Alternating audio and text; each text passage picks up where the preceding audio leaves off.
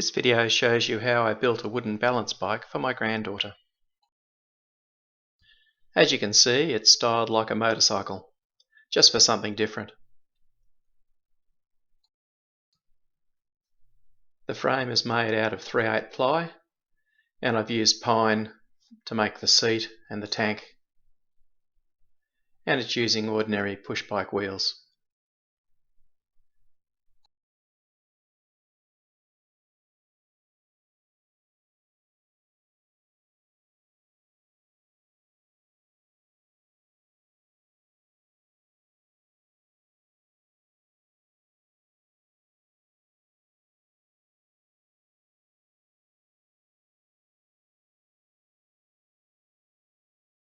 I got my dimensions from a commercially available balance bike.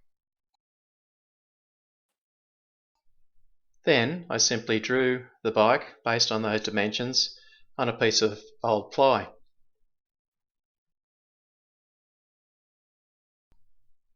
I set the steering at the same angle as the bike that I took from the photo.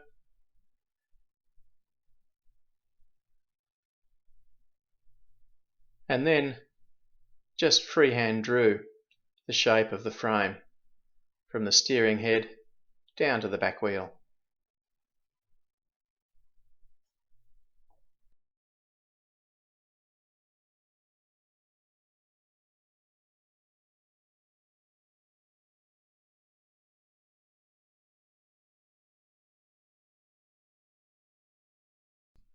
Then I used some tracing paper to draw the shapes of the frame and the forks, and then cut one of each out, and then use that to cut the other one out exactly the same. I bought a second-hand push bike for $10 that donated the wheels and the hand grips, and I just repainted the wheels. With the forks assembled and the two pieces of the frame put together, I've now got the basic shape of the bike. I've used a bolt through the lot to hold the forks to the frame, and I've cut out slots in the forks so that I can get a decent steering lock on the bike.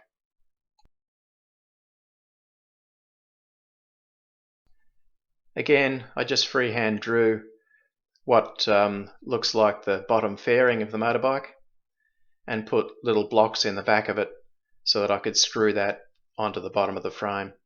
And the tank I just made out of layers of 3/4 pine in the shape of the side profile of the tank, and then sanded it all to shape.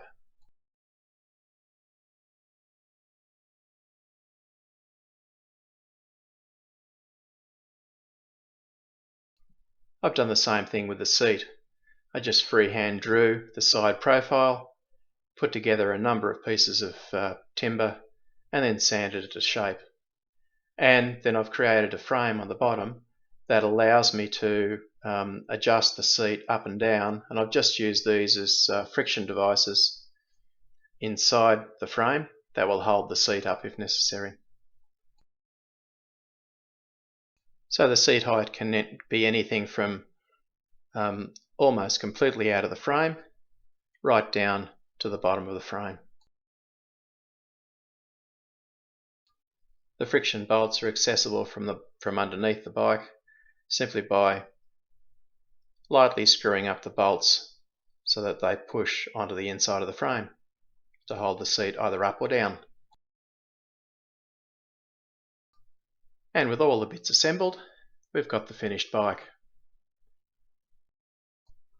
I reckon it looks pretty good, but I've yet to see how the granddaughter takes to it. This was an easy build and only took a couple of days to complete, and all with no plans.